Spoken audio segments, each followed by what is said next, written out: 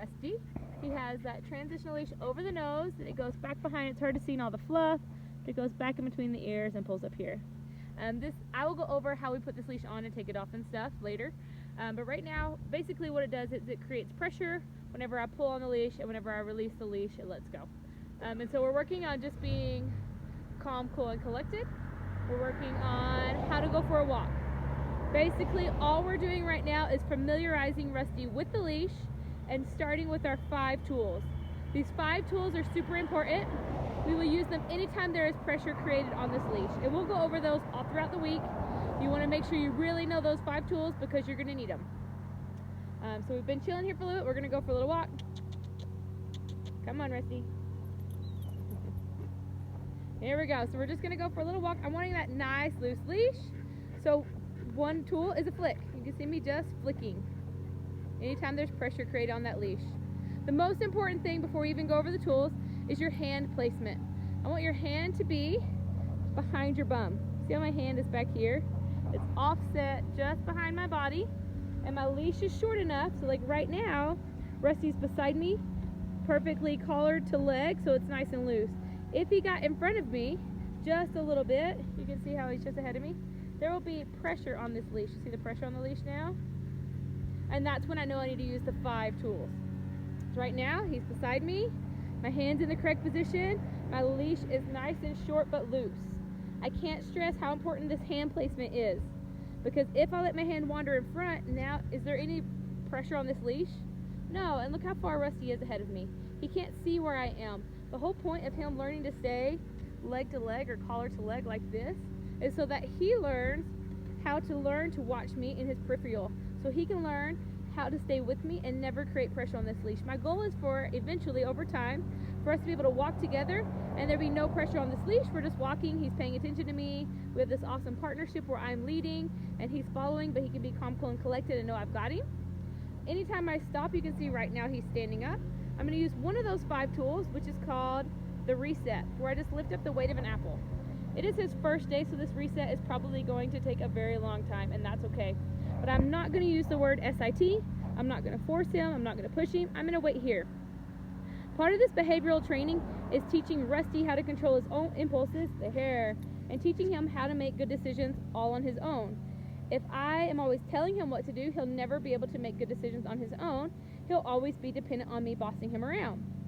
And with a dog like this, who doesn't love to be told what to do, it's a really hard thing to work out, right? So for Rusty's sake, I need to help him begin to think what I'm wanting him to do is actually his idea, not my idea, right? So I'm just changing his whole mindset to have him make his own choices because he doesn't want to be bossed around. So we're going to sit here calm, cool, and collected. So we have 5 tools, right? So far you've learned the reset where we pick up the weight of an apple. You've learned the flick. Okay, I have both of those. So let's go over. We did the reset. Come on. He doesn't like to be told what to do, right? He doesn't want to have to walk if I'm walking because he knows I'm controlling his walk. Here I'm just giving those little flicks. My hand is in that right spot. I'm giving those flicks anytime pressure is created on the leash. When there's no pressure, he's doing good. Okay, we have flicks. Oh, right now his brain just needed a little moment, so I'm playing with the leash. I'm going to lift up the weight of an apple, and we're going to have a reset, and we're just going to sit here and chill for a little while.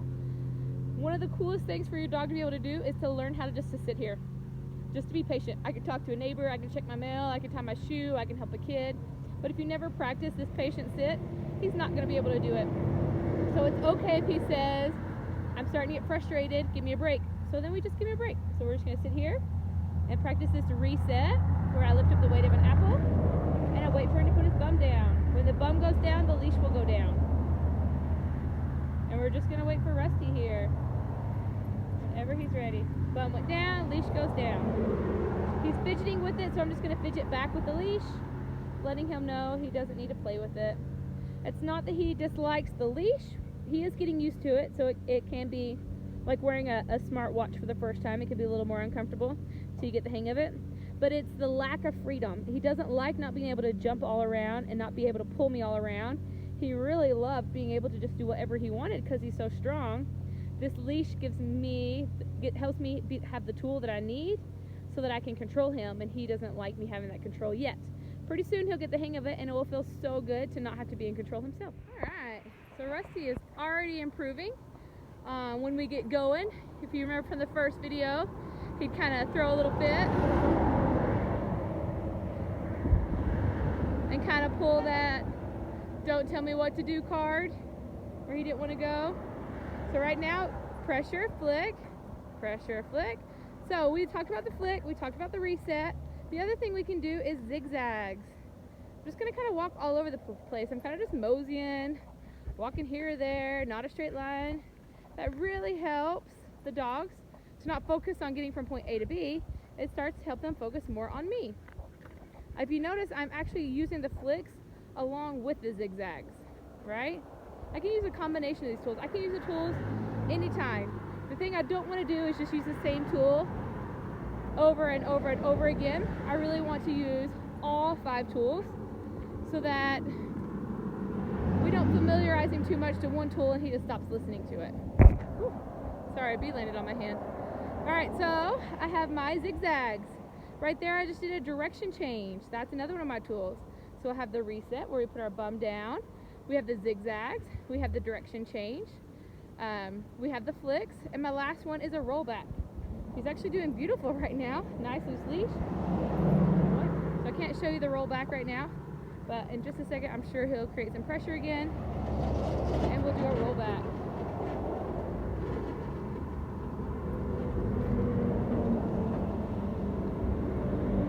Alright, so I'm just going to jog backwards 2 steps. And then I'm going to walk forward. And that will get prettier as he practices it a few times. That was his first time doing that. But basically what happens is I walk backwards, Rusty turns around, and then he has to go back forward again, creating a lot of work for him and not so much work for me, but helping him understand whenever he can't walk at a slow pace, he has to do extra work. Now look at that nice loose leash. You can see I'm not using any verbal commands with him. I'm going to do some zigzags because I've flicked a couple times. He's not listening. I'm going to go ahead and do a full direction change. So I'm just kind of intermingling those tools. Does that make sense? So anytime there's pressure on this leash, my hand is positioned by my back pocket. Again, remember how important the handing is? It's behind my back. So that way, as soon as he gets ahead of me and he can't see anymore, oh, he's looking at the cows, he is feeling that pressure on the leash combined with my tools that say pressure on the leash is bad, figure out a way to have no pressure. Again, if I'm always telling him what to do and I'm always guiding and I'll always have pressure on that leash, he'll never be able to figure out how to do it on a loose leash and how to do it off leash when he's in the home or visiting a friend's house or whatever that may look like. So you really want to make sure there is no pressure, just like this, on this leash.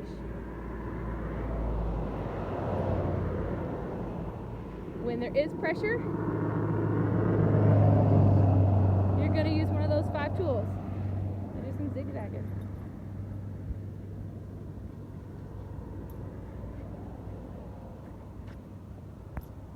Roll back, go forward. There. Good. We just finished our training walk. Now we're going to head to our bed.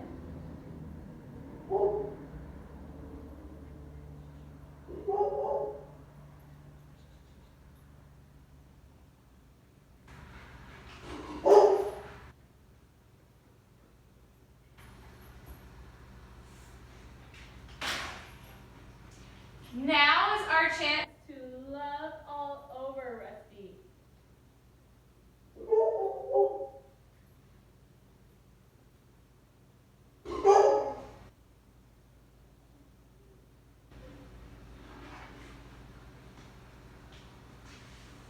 And now I'm going to do C shapes around his bed.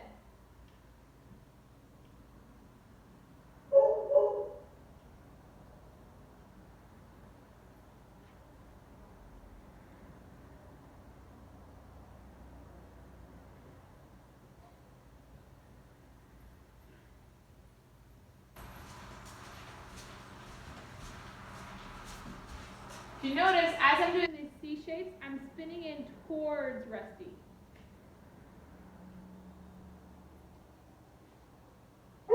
And as we do that, I'm going to make my space bigger and bigger.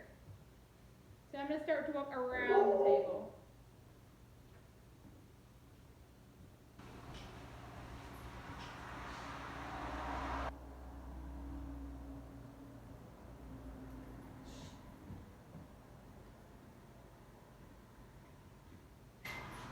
So now Rusty is standing up, so I'm going to apply distance pressure, but I'm going to stay on his face.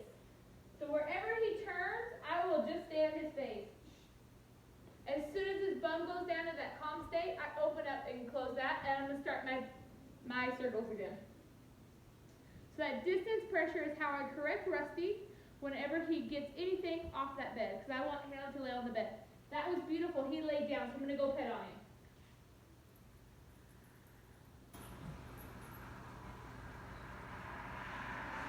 And now I'm going to do my circles again.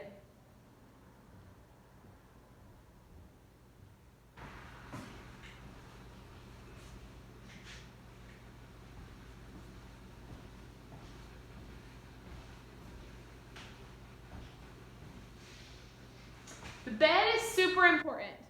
So when Rusty is in the home, he will either be on this raised cot, on his leash to me, or in his reflection space. Those are the three areas he can be. He will not get to wander the home anymore. This will continue not only here at training, but when he goes home. Eventually, once he's calm, cool, and collected, and he's behaving the way you want, you can start to give those freedoms back, such as wandering the home or sleeping with you or whatever you want. But for now, it's a very structured, these are our boundaries, this is what we're doing, and it's going to really help him change his whole state of mind so he can be a calmer, happier dog. He's going to be able to be in control of those impulses and make a good decision on his own instead of us getting mad or frustrated or even commanding him and him just having to listen. So when he's in the home, he's on his bed, leashed to me, or in his reflection space. A reflection space can be a kennel, a crate, a mudroom, a bathroom, some room that doesn't have windows. It's kind of a smaller, confined space. I was told Rusty has a kennel or a crate that he'll be staying in, so that would be his reflection space. So we did our free play. He was out running and playing with friends. I forgot to video that one, so I'll video you some free play for him. But first is free play. He can play with friends. He can play in your backyard. He can play fetch. It's just a place where he's off leash, getting some fun. So free play. Then we have our training walk, which is where you saw where we were walking him and doing our walk around here. Free play, training walk, bed, which is what we're doing right now. We're going to do the bed, and then he'll move to reflection. This order is important. We'll do it 4 times a day while he's here for training. When he goes home, I ask him to do it 3 times a day, a minimum of 2 times a day. But I'll explain more about that at their pickup lesson to them. But just knowing you're going to have to do these things at home at least 2 times a day, preferably 3 if you really want it to go well. So we're going to be on our bed. We're going to start by having little to no distractions on the bed, just getting Rusty familiar with being on this bed. He will eat on his bed. He'll get loved on his bed. He'll have his water on his bed. This is his happy space. So whatever is happy to him will take place on this bed to make it like a sanctuary.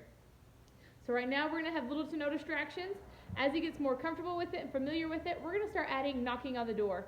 We're going to add a YouTube video that noises that drive dog crazy. We're going to add dogs coming and going and children coming and going and food all over the place and just normal everyday living.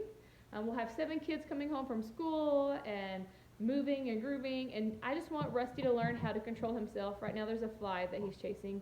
Learn how to control himself on this bed. So then we have a good behavior, control, listening while on leash. Then we have a good behavior, control, listening while off leash in a confined space, a small space.